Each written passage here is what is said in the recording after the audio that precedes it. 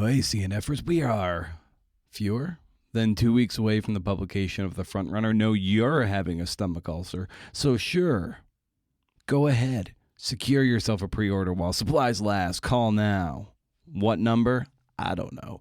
But seriously, go to your bookseller of choice and maybe pre-order it. Order from the independents, not the big A, if you can help it. Oh, and I will be at Run Hub in Eugene Wednesday, May 21st, 6 p.m., Pub Day 5K, day after Pub Day, but day after Pub Day 5K doesn't roll off the tongue. 3 to 5 mile run from 6 to 7. Then at 7 p.m. that's where I'll be. No, I'll trot a bit. Anyway, Cold Fire Brewing, 7 p.m. for a book event. Not sure of the shape of that book event. Hope I'm not reading. No one likes that. Thursday, May 29th, I'll be at Powell's Books at Cedar Hills Crossing in Beaverton, 7 p.m., in conversation with my good pal Ruby McConnell. See you there. Also, from May 28th to June 1st, the Archer City Writing Workshop at the Larry McMurtry Literary Center. They're hosting this workshop called Feature Writing, the Reconstructed Narrative, led by Kim H. Cross, Hampton Sides, and Glenn Stout.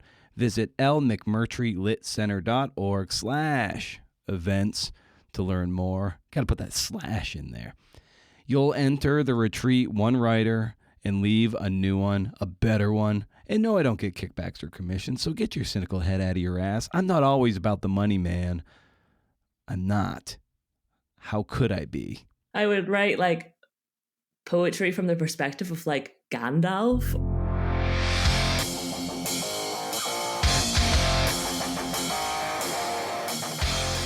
Well, CNFers. Happy CNF Friday, or as I like to call it in these parts, Leg Day. It's the Creative Nonfiction Podcast, the show where I speak to tellers of true tales about the true tales they tell. I'm Brendan O'Mara. Bats right, throws right. For episode 466, we've got Katie Goh, author of Foreign Fruit, A Personal History of the Orange. It's published by Tin House. This is a book that blends memoir and biography. The biography of a fruit, that is. I didn't tell Katie this while we were on mic, or off mic for that matter, but John McPhee's slim book, Oranges, was one of the seminal books that made me want to write narrative nonfiction. That and McPhee's Survival of the Bark Canoe. But Katie, who is of Southeast Asian and Northern Irish descent, the book tackles issues of identity, colonialism, capitalism, xenophobia and racism, still life art, and mythology. It's dense. It's expansive. It's a really fine book. Show notes to this episode and more at BrendanO'Mara.com. Hey, there. You can sign up for my monthly Rage Against the Algorithm newsletter. And the monthly Podstack can be found at creativenonfictionpodcast.substack.com. It's worth your time. That's something I'm very aware of. I know. What a guy. There's also the Patreon crew, where you can elect to join for free or chip in a few bucks if you want some one-on-one time to talk things through. I post little videos over there, and it's a fun way to get a little extra something, as if you need more from your boy. Got a nice shout-out from LitHub about The Frontrunner being one of 10 nonfiction titles to read in May. Shout-out to Tracy Slater for bringing that to my attention. And the first Bookstagrammer at the Sports Librarian posted a really nice review of The Frontrunner. So we'll see what the fuck comes of this. Katie Goh is a writer and editor based out of Edinburgh, Scotland. However you pronounce it, I don't know. It's an audio medium. I should know these things. She's the author of the slim book, The End, Surviving the World Through Imagined Disasters, about disaster movies. Her work has appeared in The Guardian, Extra Teeth, and Vice. You can learn more about her at katiegoh, that's goh.co.uk, or follow her on Instagram at Katie_Goh, G-O-H. In this conversation, we tackle the love of being edited, having to be selfish to write books, finding obsessions, issues of identity, style and voice, and the trappings of mythology. Really rich stuff. Parting shot on a different kind of blank page panic. You'll want to stay tuned. And we're starting off with Katie talking about the experience of recording her audiobook, Riff.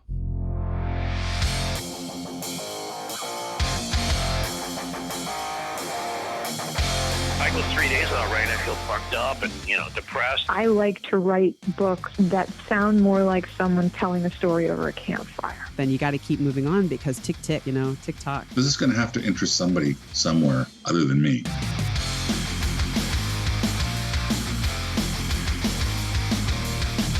Yeah, it was quite intimidating, I have to say. I've never done it before, and I don't know if you can tell this, but I'm not a professional reader or audio person, but I do a radio show. So I had some experience with recording and it being in the studio. But I also, when I was a kid, I had a bit of a speech impediment, and I found reading aloud really stressful, and it kind of triggered that impediment that I had. So I went in really unsure of what the experience would be like. But yeah, everyone was so nice in the studio, and they really put me at ease, and I just took my time with it. We actually had to add on an extra half day because I was reading so slowly, which might be surprising because I think I speak quite quickly, actually, naturally, like most Irish people do. Yeah, you have to really slow down when you're reading, and actually having to say every single word perfectly, and also kind of the way that you are reading, you kind of have to really embrace the word in a different way. It was quite felt quite vulnerable, where I was like, oh, I have to read every single word of this book, because normally when you're reading, your eyes almost glaze over sentences and things, but to actually slow down and be like, I chose these words and this sentence structure. But it was really fun. I mean, I might never do it again, so it was a real once in a lifetime experience. And yeah, I recommend it if people ever get the opportunity to do something like that. Well, yeah, and often in rewriting and drafting pieces, it's good practice to read things aloud. You hear things, and it might make you want to, okay, that I'm stumbling a little here. It might indicate that I need to change something. And now, so when you're tracking your audiobook, here you are with the final product. Did you have to resist the urge to be like, I kind of want to change this now? Yeah, I think the thing I was most stressed about was finding mistakes. Yeah. And I will say I found two minor ones, but I think that's pretty good, is reading an entire book goes with picking out mistakes, and they're little typo things, which can get corrected. So it was fine. But yeah, whenever I'm editing, I read it aloud. So yeah, I'm really used to reading and being like, oh, that sounds really weird, or stumbling over it a bit and being like, I need to go back, tinker, it's not quite right. But yeah, it was really hard to be like, oh, I can't actually change anything, it's too late. But also in a way, it felt like full circle for this whole process of writing a book. I started working on Foreign Fruit, I think 3 and a bit years ago. It's been a bit of a journey. So I wrote a book proposal first and put all that together, and then to get to the point where I'm actually reading it aloud, probably for the final time. I mean, I don't think I'll ever read this book again, except, little bits at events and things like that. But it felt kind of well, it feels like the right thing to do, to read it one last time and kind of be like, okay, ready for it to go out into the world and be its own thing now. And I love hearing you say that you wrote a proposal for this, and I've written a few myself, and that's its own can of worms, working in a book proposal and having to do that. So what was the experience for you as you were formulating that to attract the attention of who would eventually buy the book? This is my first book, so I went into this not knowing how any of this worked. So it was a huge learning curve for me. But the book actually began because I wrote an essay for a magazine. I live in Scotland, and it's a Scottish magazine called Extra Teeth. And I wrote this essay for them that is kind of the introduction of the book, where it opens, me having this experience of eating these oranges after this horrible night of sort of violence takes place in Atlanta, and sort of seeing that in news and reacting to it by just sort of eating a lot of fruit. And with that essay, I was like, I wanted to write an essay about that sort of time during COVID and lockdown, when there was lots of sort of anti-Asian violence and rhetoric in the media and in the air. And I wanted to sort of write about that and these aspects of my identity as someone of Southeast Asian heritage. But I was like, I didn't really know how to do that in a way that felt authentic to the sort of moment. So I sort of started from that moment of me eating those oranges, and the essay was sort of exploring fruit and eating, and how you can use objects as like real things, but also as metaphors and as ciphers to talk about other bigger issues or things like identity. So it began as this essay, and then I wrote this very short book called The End, and it's a little book of nonfiction. It's like a small book of essays for an independent publisher in Scotland called 404 Inc. You're wonderful. And that was all about disaster movies and disaster books, and sort of why, like, I don't know if you can remember this, but at the start of the pandemic, when everyone was like watching Contagion and like going back to all that and time. Bird Box too. Like Yeah. that was a big. I remember right during lockdown. Like that was one of those terrifying moments when you see how fragile civilization is, and like everything that we build our structures on is actually pretty fragile. Yeah. And also I was like, why is everyone watching these movies during like what felt like the end of the world, like an awful pandemic? Like, why would you want to watch a movie about a pandemic? And like, why did I want to watch a movie about a pandemic? And I wrote that like small book kind of exploring that idea of like why we are really attracted to disaster throughout time, like in our stories and things.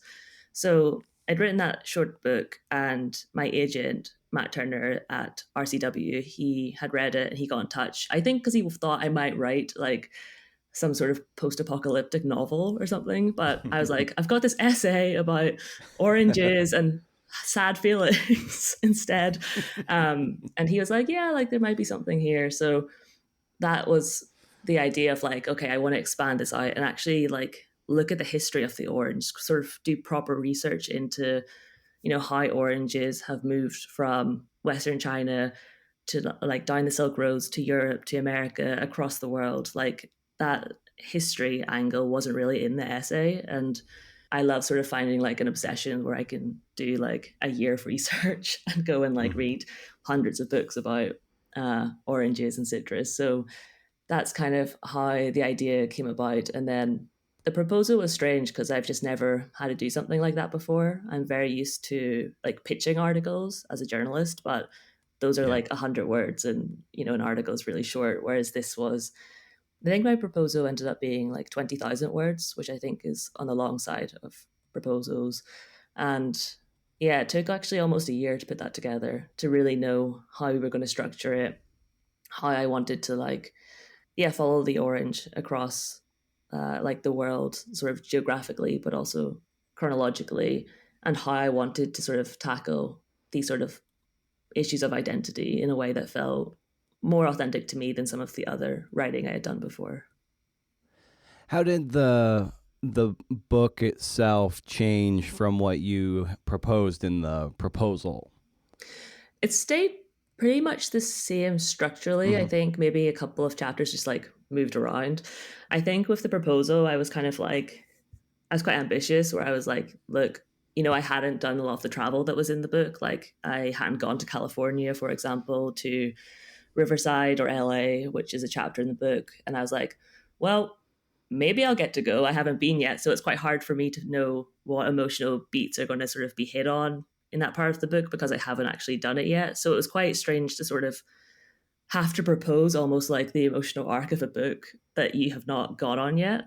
So I think the book changed in that aspect of like the structure kind of stayed the same, the journey of the orange sort of stayed the same, but I think my emotional reaction to being in certain places like Vienna or being in California, those were the things that changed the most because I actually got to experience them after my book was acquired by Tin House.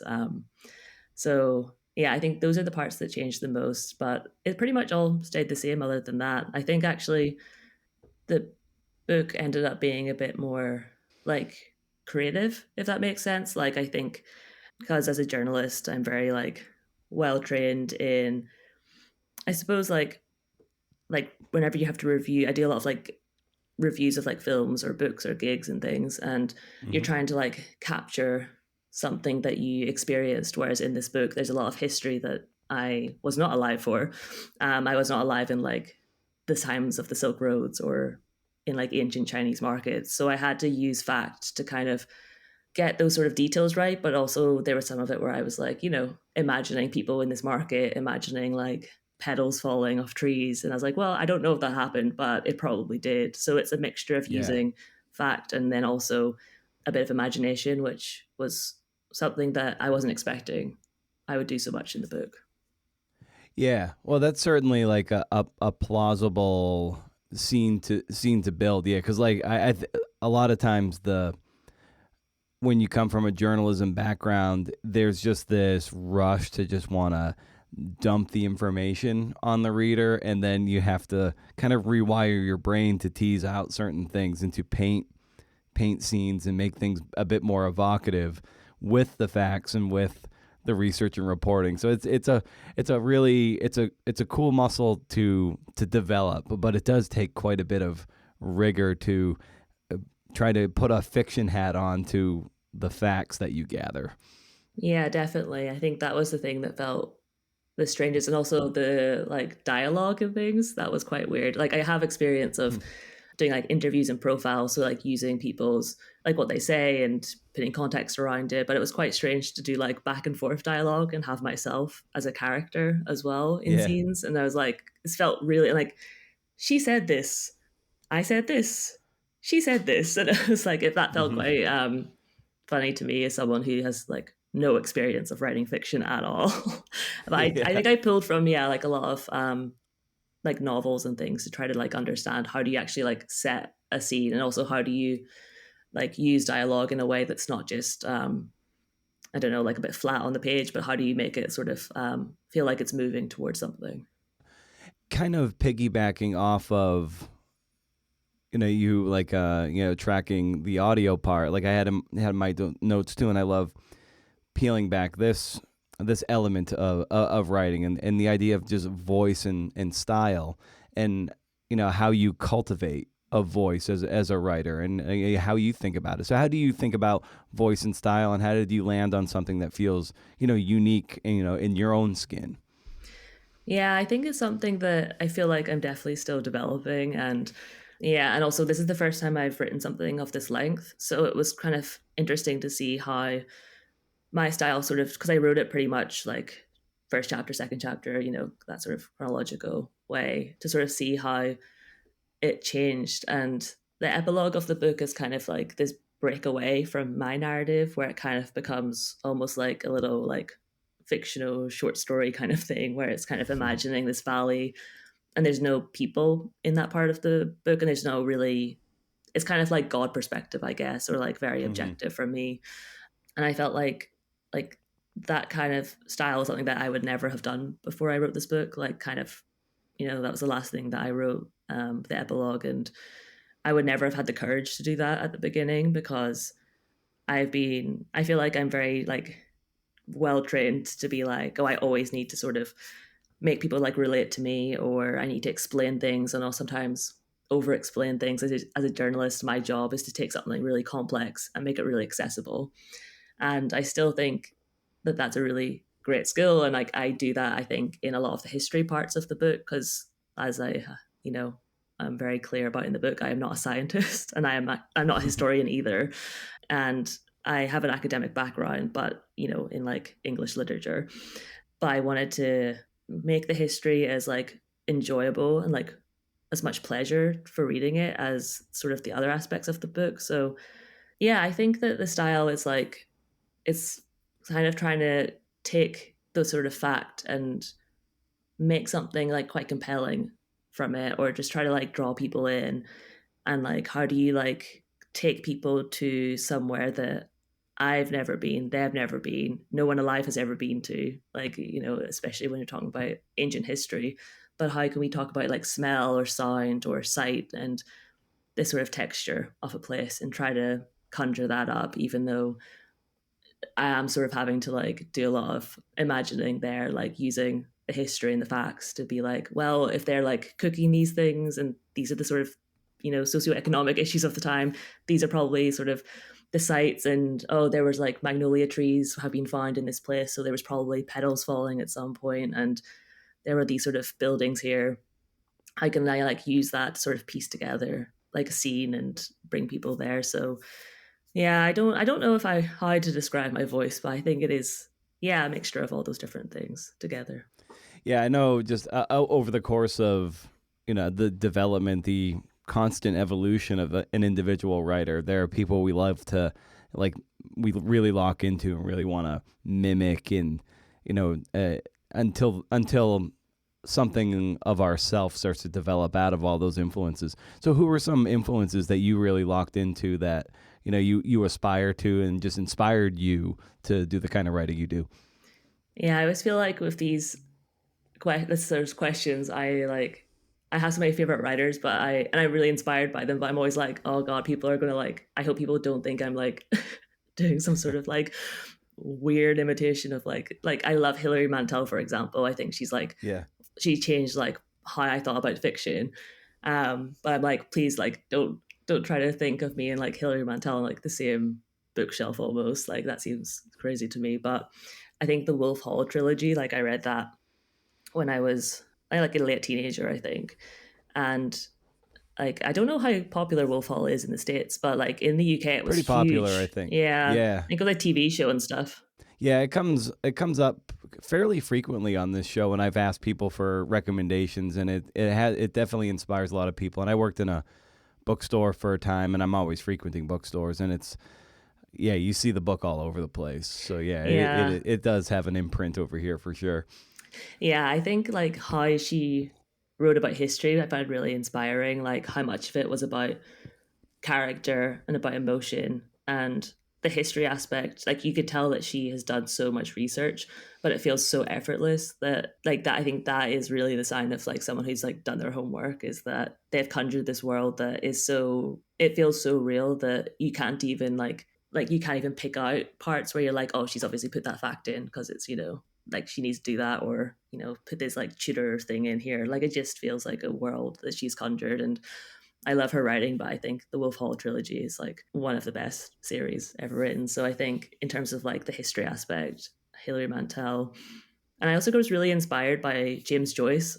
When I was in uni, I did a James Joyce course, and I was really taken with like his use of language and how modern it felt. And that kind of, I'm talking about like Ulysses in particular, because we spent like 3 months just reading that one book because it's so long, and there's like so much that you could pull out of it. And I think that how because whenever he was writing Ulysses, he wasn't actually in Dublin, as far as if I'm remembering correctly from being a student. He wasn't in Dublin. He was writing it from afar, like when he was overseas, but kind of imagining this Dublin of his youth or of a different time in his life. And I was like, I think that is just such a incredible ability to have such a detailed book about Dublin, and like for a book to capture something so special and to capture a place so well, but to not, for him not to have even been there, I think is like,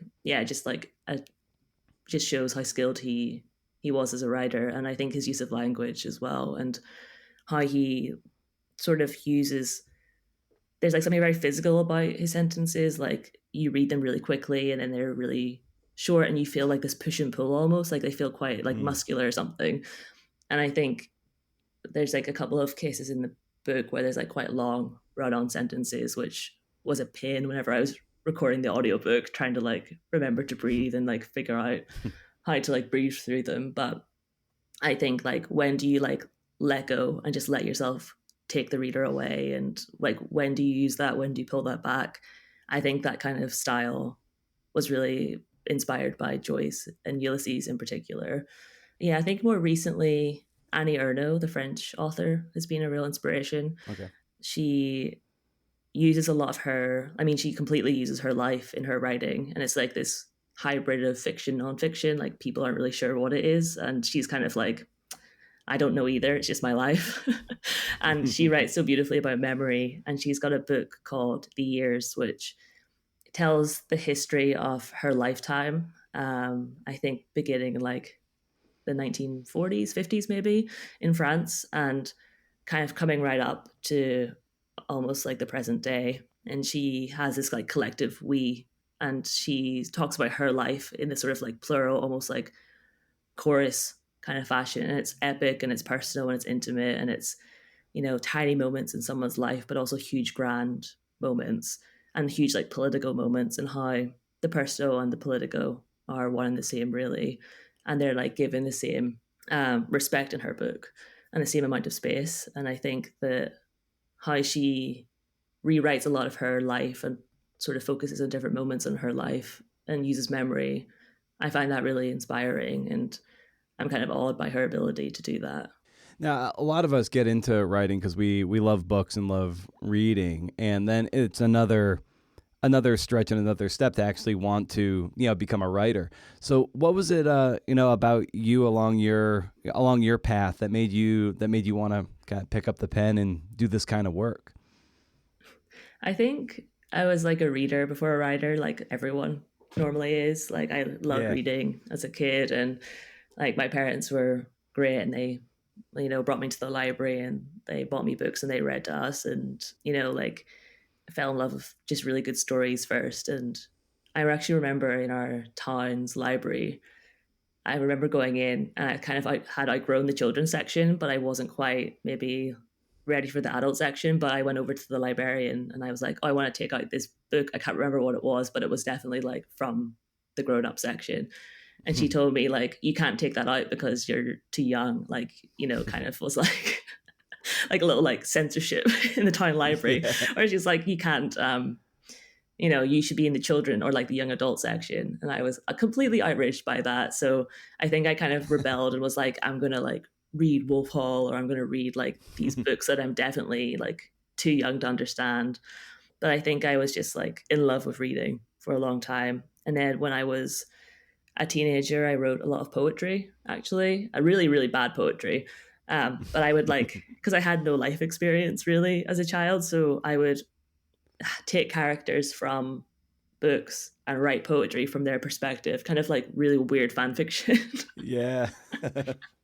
So I would write like poetry from the perspective of like Gandalf or like Sylvia Plath characters, like the character of the bell jar, and be like, it would be so emo and dramatic, and I'd be like, oh my god, and turn it into poetry. So yeah, I think I was definitely more of like an art kid when I was younger, though. I think when I was a teenager, I really thought I would like go to art school and pursue that, and I ended up studying English.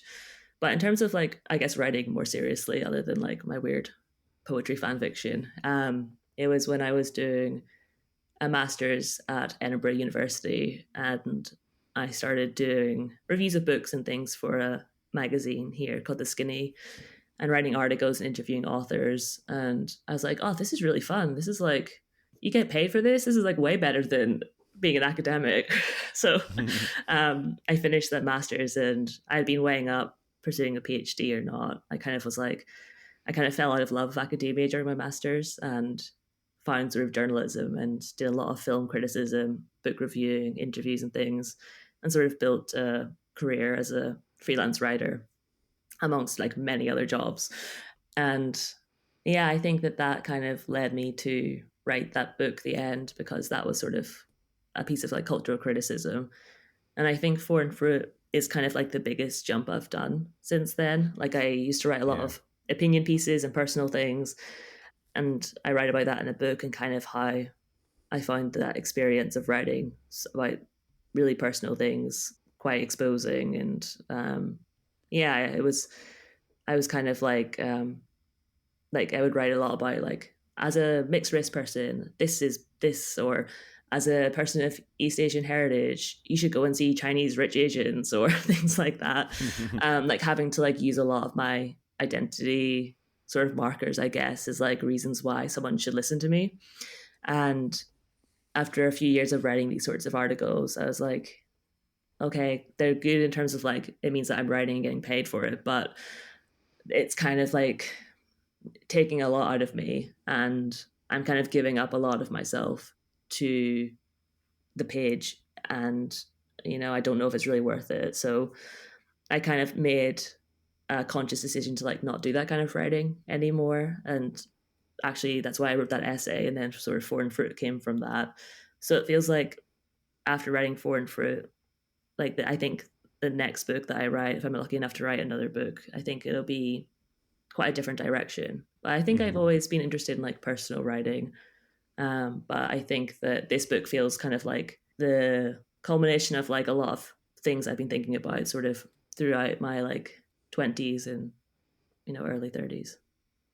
Well, I think what I love in particular about this kind of personal writing that you do with Foreign Fruit is that, and I think a lot of journalists are good at this too, is it's more reported essays where you are like a presence, but it's not navel gazing. You're really like a guide for us through this, and as you even braid in your family story at various points, it never feels like self-indulgence. It just has a natural way of fitting in and locking in like a puzzle pieces to the cultural histories you explore, as well as basically a biography of a fruit in a sense. So I think that's I lock into that particular kind of personal writing. I think you do that exceptionally well here with this one.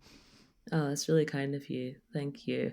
Yeah, I think that with this, I quite like cautious about how much to do of the personal writing, like how much to write about like my family, for example, and like turn them into actual characters. It's a very unnatural thing to do, and I'm really lucky that I showed my aunts and my dad, who are in the book the most, the passages that they're in.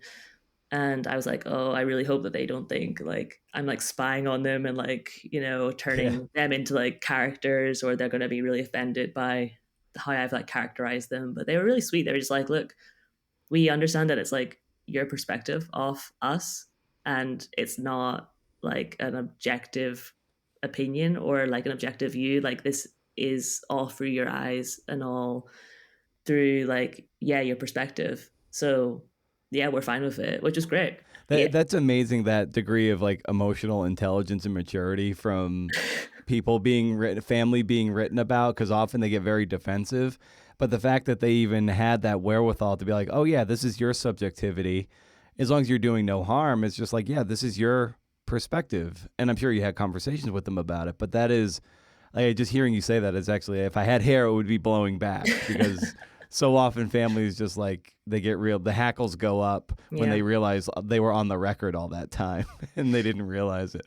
I mean, because I will this writer came along. Yeah, I will say that I think I've written about them in like a very like positive way. Maybe they'd have different opinions if it was like my aunt was so horrible to me as a child and traumatized me. But I feel like they were like, yeah, it's fine because, quite nice, isn't it? And I think they also have a lot of appreciation for like me being so interested in like that part of our family as well. Like, I didn't grow up in Malaysia, and a lot of this book is about like our Malaysian Chinese family and our heritage. And I think that they are kind of like, it's a really positive thing that you've done this, or you're interested in this as well. Like, why would we not like it? Which is lovely. Yeah. I was struck by really the courage of your father to stay in Northern Ireland, when it was maybe expected of him to return to Malaysia. He went abroad to study, and then it's kind of like, oh yeah, you come back. But I just, that degree of courage to kind of buck the family expectations, I always admire that in people. And I walked away admiring, your father for, just for following that path, and which leads to, him meeting your mom and you growing up in Ireland, Northern Ireland. Yeah, and that's the reason we're here right now. Yeah. But yeah, I think that was the thing as well with the book, where I think for a long time I was like, oh, really thinking like about my own identity and my own feelings around that, which I think is like fine and natural. Like we're all like quite self-obsessed creatures. And I actually think like, yeah, like talking about this book with him and expressing like in the book, there's a part where I'm like speaking to him and a bit like, oh, I don't know if I should do this. Like, I don't want it to like make anyone in our family sad, or I don't really know like how to do this in the right way.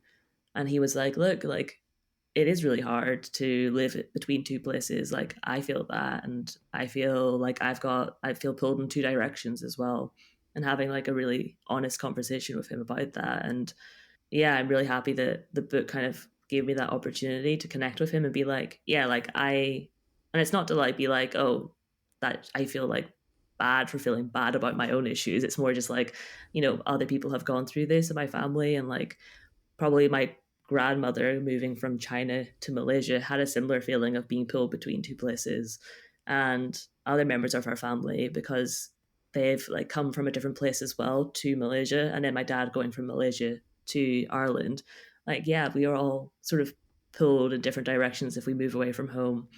And yeah, I think it was really wonderful to kind of have that connection with him and be like, oh, these feelings that I have are I not really belonging to this place, or uncertainty of like, oh, because I have mixed heritage, I don't really fit in here or there. It's like, well, other people who I know and love also have those feelings too. Yeah. When of being of mixed heritage, at what point did you realize that, let's say, just the orange is in and of itself something that grows because it is hybridized or grafted and becomes this thing that is mixed unto itself? At what point did you kind of did that light bulb go off for you? Like, oh, this is something that I can really tether to my own story. Yeah, I think it was when I was writing that essay, and I think I had known like that the orange was a hybrid, or like citrus is loads of different hybrids. Because I think actually I think I found out like the lemon was a hybrid, and I was like, oh, it's really interesting. But I think when I was writing the essay, I was like, oh, like maybe I could like write a bit about like oranges, or I can like that could be a really interesting like metaphor for talking about something. Quick little Google, and I was like, oh, it's a mixed fruit, and I was like, oh, like I'm mixed. And I think from there it was like, oh, this is a really nice way of exploring those bigger questions. And I think actually like the orange is almost like a Trojan horse or something, or like it's kind of like this very narrow opening, like one object or one like sort of topic that then kind of branches out. And it's like, well, if you're speaking about this fruit, you can speak about like a mixed identity, hybridity, grafting, like you say, this idea of like family trees or how families come together over time. You can talk about globalization because of how the orange has been moved across the world. Cultivation, is the orange even like a wild fruit or a natural fruit because it's been cultivated so much by scientists? Could you even say that the orange that we eat now has any relation to the first wild orange?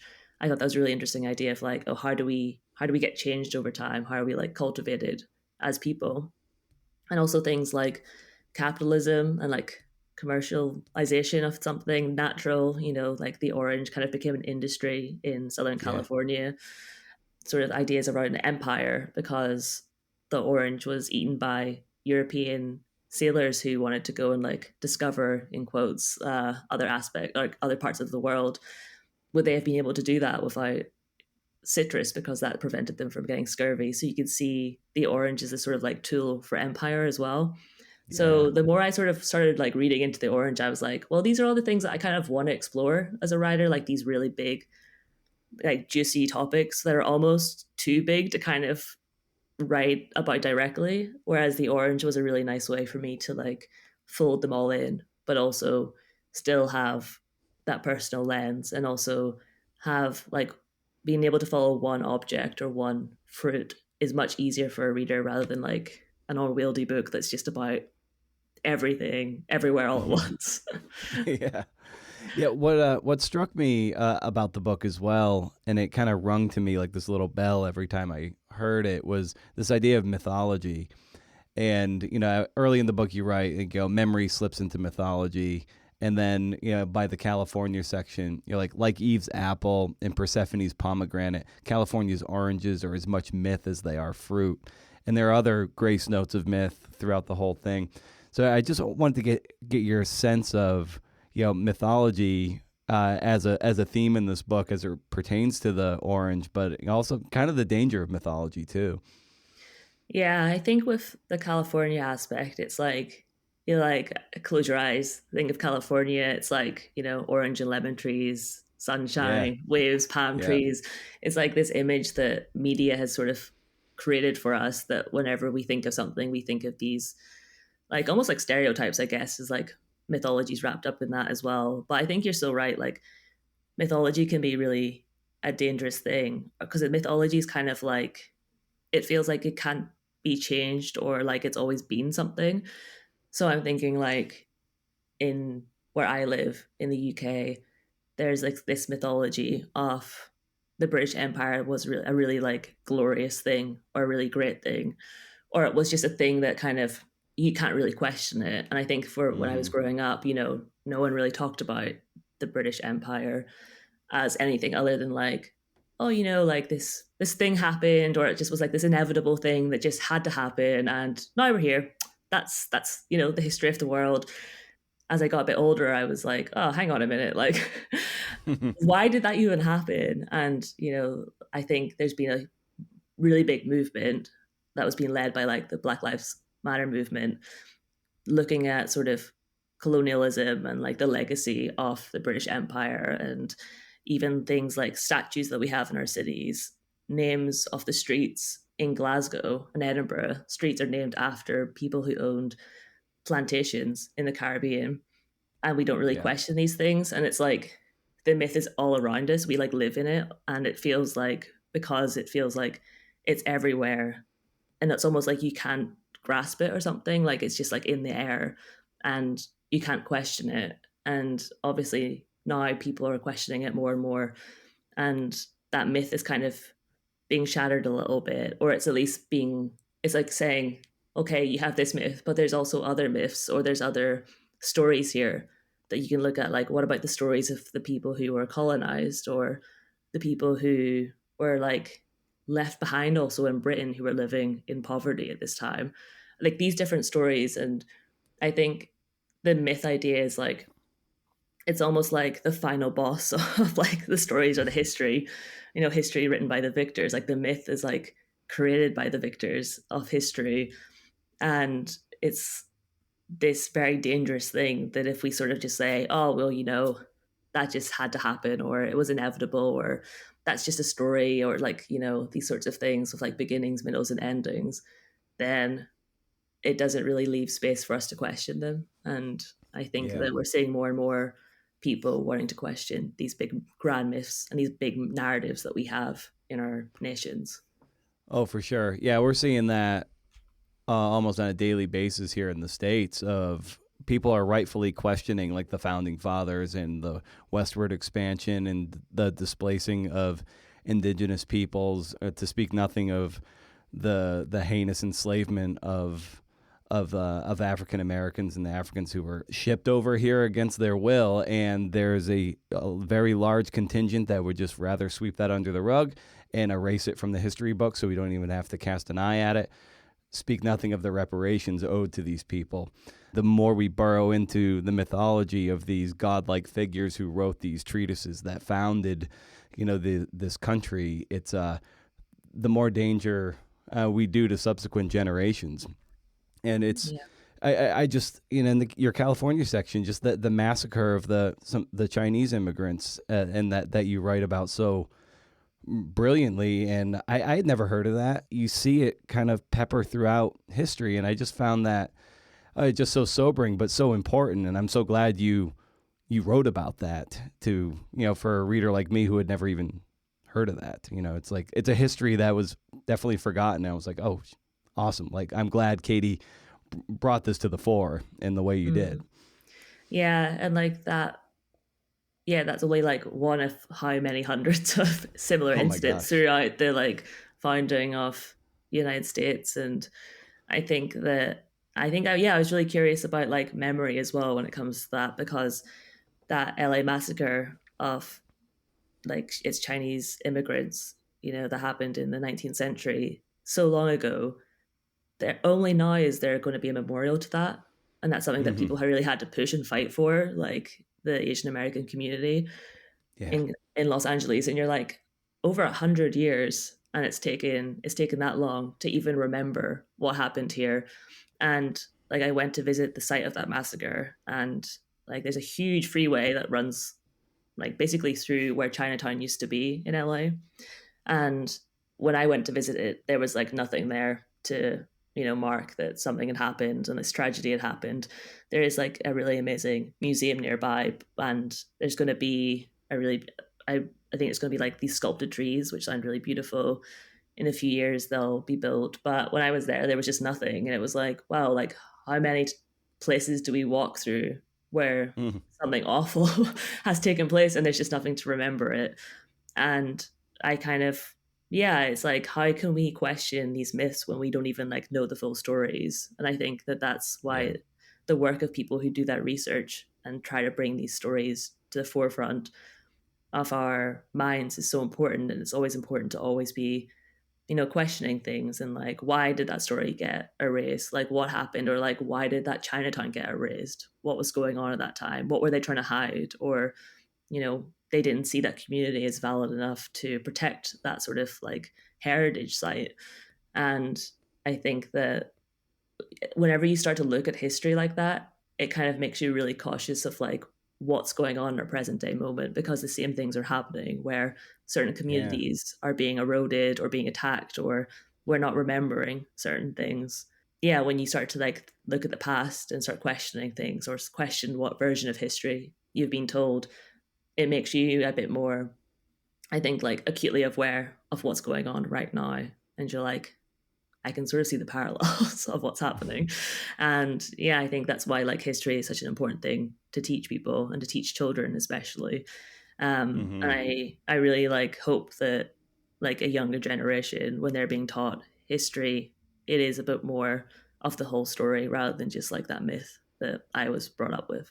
Yeah, I mean, even when the way I was schooled, you're brought up with a certain myth that Christopher Columbus is this brave hero that discovered America, and the Pilgrims came here and they worked in harmony with the indigenous tribes and the native tribes, and but you learn you read more treatises and just popular history books, and you realize the degree to which these cultures were just obliterated for westward expansion, manifest destiny, and you realize just how ugly it is. And to turn a blind eye to it's just such a disservice to so many people. Yeah, it's unsettling to see people not being willing to face that fear out of some shame, and that does a greater disservice to just everybody in the culture at large.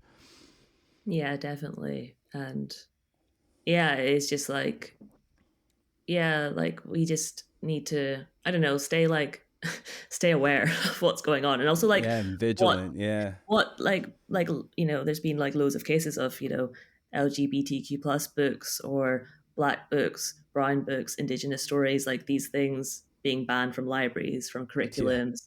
And we're losing so much history if we're not taking everything into account, all these stories. And it's, yeah, really scary because whenever politicians, media, public figures start to erase aspects of our past, then that is kind of becoming our past, unless there's like a pushback against that. yeah, yeah. And there's a moment too when you're interrogating the utility of writing about that massacre in the L.A. Chinatown, where you write, to exercise the past is to make choices. How many of the violent details should I include? How much should be glossed over and sanitized? Am I preserving violence by recreating it on the page? Is this an archive or entertainment? What is the purpose of this remembrance? Is it to say, look at what they did to us, or is it to say, look at what we did to them? And I love that little passage as you're by interrogating the utility of it. Like, is it exploiting by recreating it, or is there some greater service to it? And I just wanted to get your sense of how you, when you're constructing a scene of that nature, like how you are interrogating it and working your way through it. Mm. Yeah, I think this is the thing, because that I think that the massacre section of the book, it's like probably the most detailed in terms of violence. Like it's really, I think I tried to write it in a way that was very like factual, where it was like, describing what happened in that massacre with factual detail that I, used other researchers' work and like articles at the time to try to put the scene together. And I try to do it in quite an objective way, or as objective as like you can as a person. And then there's like a moment where it kind of breaks, and it's like me questioning like what, like that passage that you read out, because I wasn't really sure whether I should go into that much detail or not, because I was like, what is the point of, am I just sort of like shocking people for the sake of it? Am I making them upset for the sake of it? Am I going to anger people for the sake of it?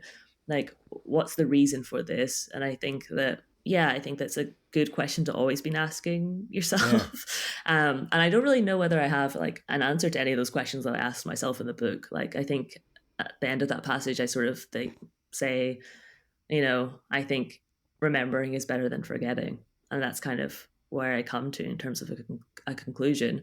And I still sort of feel that way of like, I still don't know, because a book is a piece of entertainment, and I did construct that narrative to be to some extent entertaining, or something someone could read, and a narrative that was put together for someone to read. So was that the right thing to do? I don't know, but I also think it might enable people to reflect on that moment of history, for someone like you who didn't know about it to learn about that, or to think what an awful thing those people went through, and to kind of try to put that experience and that violence on the page to preserve it, to try to remember it.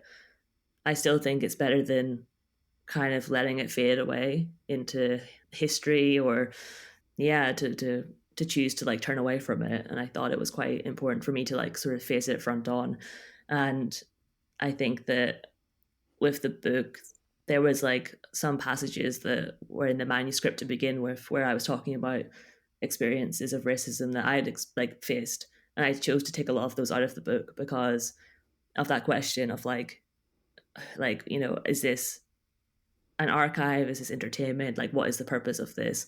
And I think for those bits that were personal to me, I made the decision of like, okay, I don't think I need this here, or I want to keep something for myself, or that feels a bit more like trying to get the reader's sympathy on my side or something.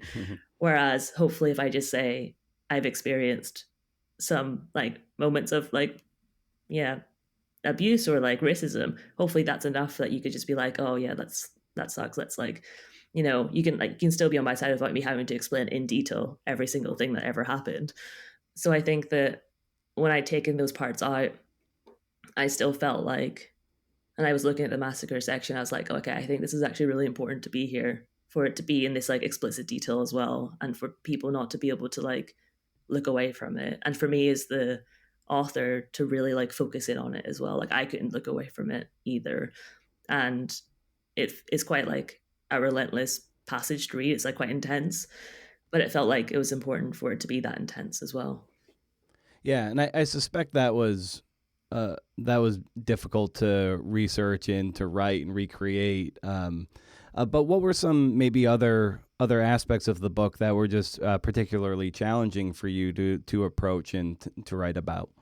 Third chapter, where I talk about still life a lot, but around that I'm also talking about during lockdown when I was incredibly depressed. I don't know why I'm laughing. I think that's just like what we do, to be like, oh, I was like really depressed, but haha, it's okay. Yeah, exactly. But it was during lockdown, and I was like seeing all of this like violence on my screen, on my little phone screen. Like, also it felt like the end of the world. I was back home at my parents' house. I was really lucky to have a roof over my head, but it still felt like, is this the end of kind of like my life as an adult? Kind of, I had a good run. Now I was like 26 back at home, unemployed, kind of just like getting by, because I was lucky enough to be at my parents. And I think that was quite difficult to return to, because it had been like quite a few years since that time, and I think most of us have kind of tried to like repress that, like those years of COVID, and be like, yes, everything's fine now. We've like definitely processed that trauma we all went through collectively as like a society. Let's just move on. And I think that like a lot of people are still absolutely traumatized by that, and a lot of people have long COVID, health issues, things like that. And I think that I kind of felt like it was important for me to like reflect on that time. And like that is like the longest I've ever spent back home in like Northern Ireland since I was like 18 when I left. And it felt like during that time I spent a lot of time in the garden, and felt kind of like it was like the first time I felt really like connected to like the earth, or the place that I had come from. And it was really important, I think, for me to just like put that into the book. And it was quite difficult to just like think about that time again, but it felt like, yeah, like the right thing to do. And then I guess just like having to research all of the history was very challenging. Just a lot of hours in the library, but it was kind of like joyful as well. Like, You know, Yeah. I'd be reading like 6 books about the Silk Roads and there'd be like one mention of the orange and I'd be like, yes, I find that one mention of the Yeah. orange. Oh Amazing. my God.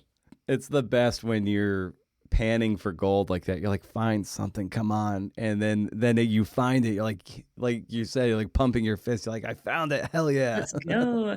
Yeah. And I think like the book, as much as there are like these hard moments in it, like it really was so joyful. It was a really joyful experience to research and to write. As much as I like complained about it at the time, obviously as a writer, you have to complain about writing when you're in it. But there was so much joy in it. Like it felt like in some ways total freedom to have these many words and like pages to fill because I've never been given that chance before and being able to like write about still life art, write about like these like very random little like pockets of history that there's like no reason why someone would have commissioned an article about these sorts of things, but I was kind of given the freedom to move around and explore a lot. And I feel like it's completely changed me as a writer, but also as a person, having that kind of way of expressing myself. So it was, a really like joyful thing as much as it was incredibly challenging at times as well.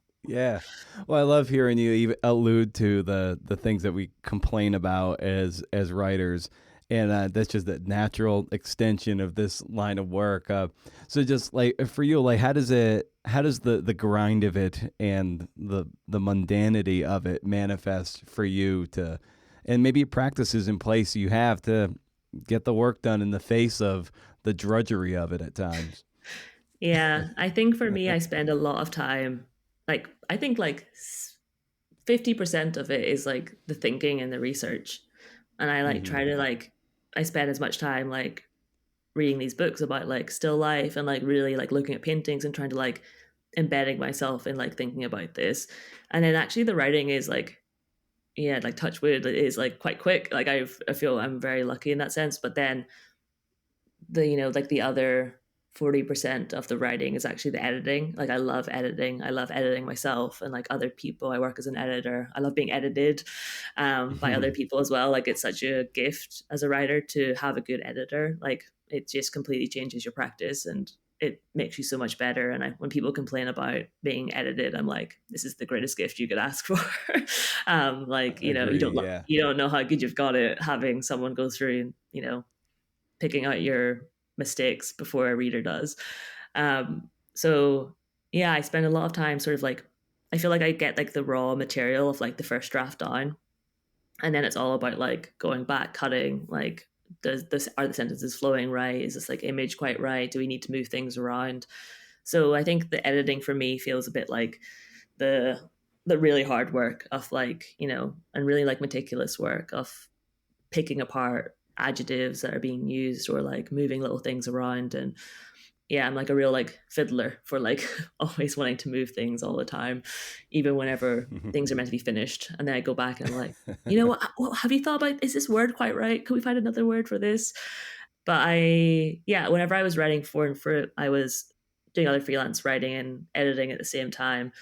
And I think it's always very important to like, burst the bubble of like the author myth and say that, I had to do lots of other work at the same time as writing this book because otherwise I couldn't pay my rent or my bills. So I was lucky to be able to have like 3 days a week that I was able to work on For and Fruit alongside my other work. But right now I've got a full-time job. So whenever I come to write book 2, I think I'm going to have to take it a lot slower actually and be more careful with my time because very few authors actually make their entire living from their books. So that's kind of the reality of that.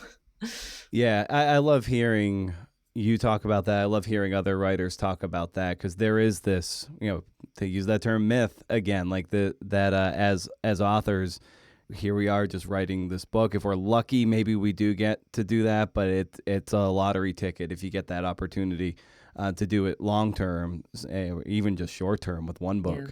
But yeah, to be able to compartmentalize, some day job stuff, contract stuff that helps subsidize the more creative work you want to do, and then making the time to do it, it's a skill unto itself. And I feel like, and I think there can be unfortunately, some shame attached to it because we have that myth in our head that the successful writer author is just doing the creative stuff, and that is what's paying the bills. But often it's like all this other shit we don't tweet about that's paying the bills. And then when the book comes out, it's like, hey, look at this.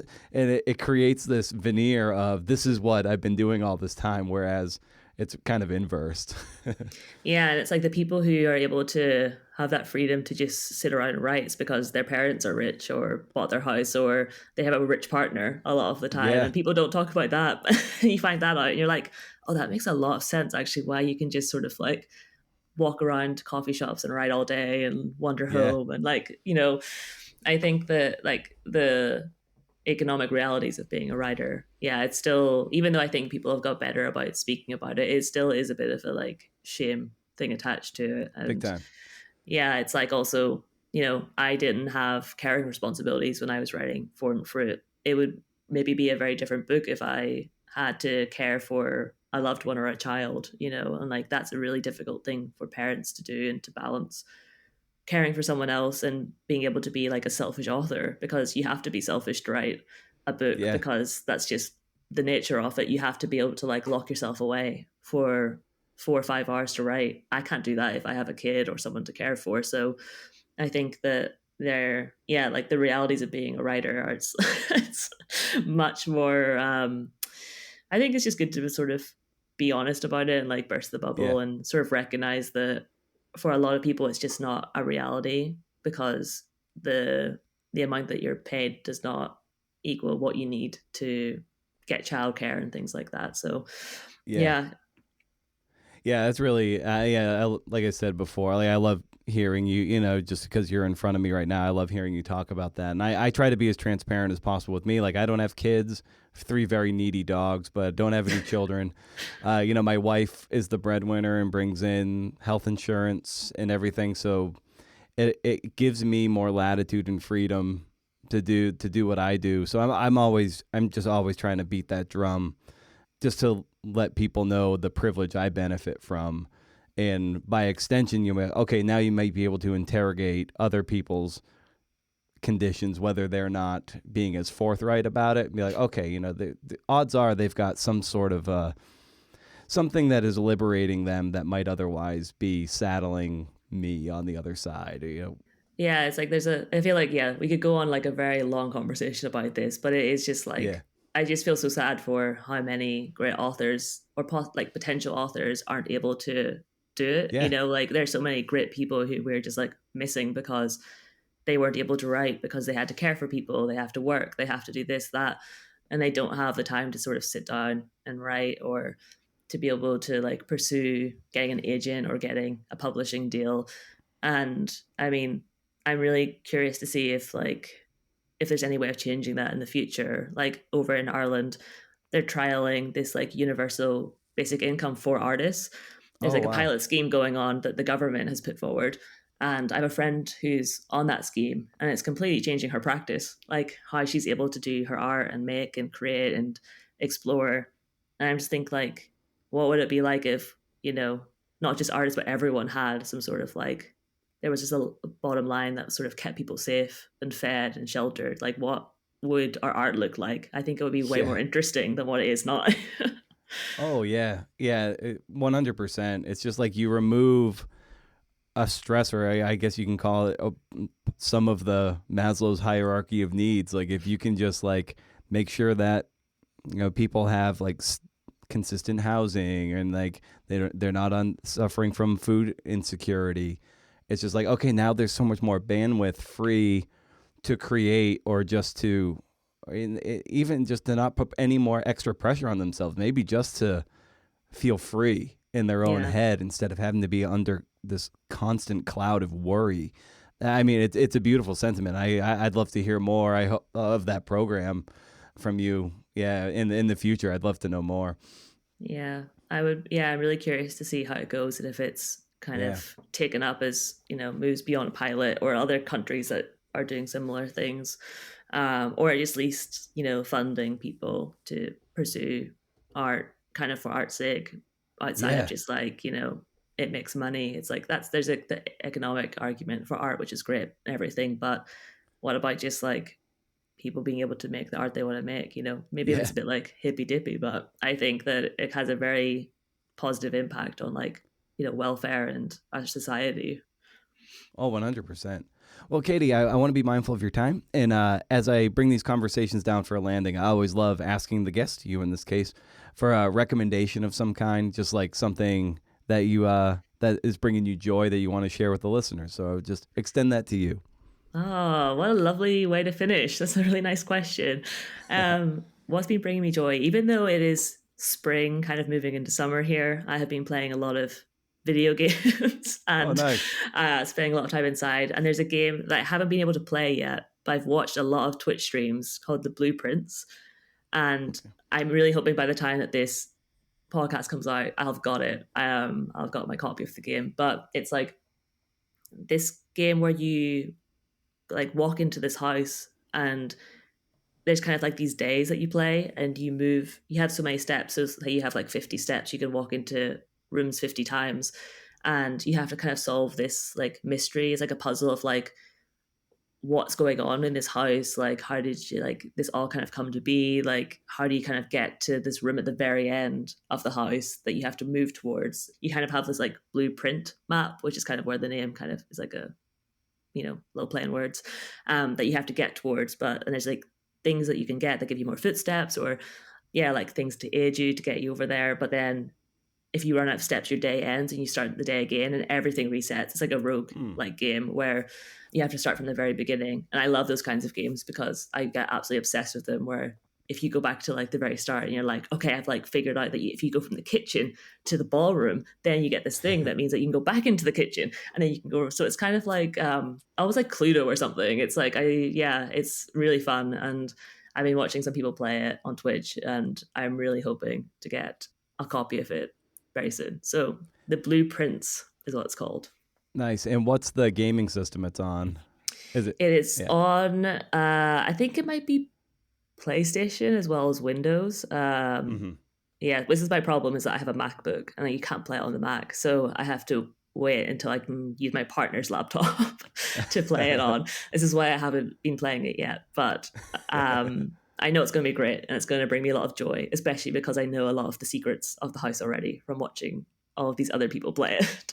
Oh, that's great. Yeah, there's a couple gamers online that I kind of just like a Zelda junkie, and so I like watching a couple guys on YouTube and just how they play. I'm like, it's kind of entertaining, and you almost have to remind yourself, at least I do. It's like, stop vicariously watching like them do it. Like, you play it. Like, you figure some things out. You have fun. Like, don't attach your experience to them. Do it for entertainment or maybe some tips or to do things a little bit better. But like, don't forget. Don't lose yourself in someone else's experience. Go and do it yourself. I find it so soothing. There's something really like soothing about watching people play games. Like, it's like I'll just have it on the background and I'll be like doing other stuff, as well. Like, I'll be doing like my knitting or whatever, and it's just like me on a Saturday night watching someone else play a game while I'm like knitting, and it's like, well, this is my life. It's pretty good. Well, that's wonderful. Well, Katie, I'm so glad we got to have this conversation. And I loved Foreign Fruit, and it's just such a great journey that you take us on, like throughout the book. So I just thank you so much for the work and for coming on the show to talk about it. Thank you so much, Brendan. This has been like a real pleasure. So thank you. Yes, awesome. A bunch of years ago, Meredith May meant it as a compliment, I think. She said I'm like Wayne from Wayne's World. Yes. Thank you, CNFers. Thanks to Katie, reporting live from Scotland. The name of the book, again, is Foreign Fruit, A Personal History of the Orange. It's published by Tin House up the road in Portland. Don't forget about upcoming Frontrunner book events starting May 21st, and you can always follow the Instagram page. Will be for news and updates at Creative Nonfiction Podcast or at Brendan O'Mara or at BrendanO'Mara.Beluski.social or whatever the fuck. For lots of writers, the blank page of writing is the intimidating part. That blinking cursor, that giant sea of white. The possibilities are boundless. That's part of the overwhelm. It could be anything. Thanks to newspaper writing, the blank page doesn't intimidate me or stump me. It's like you learn early on that good enough is good enough when you're on deadline. You never want to say that with book stuff, but never mind.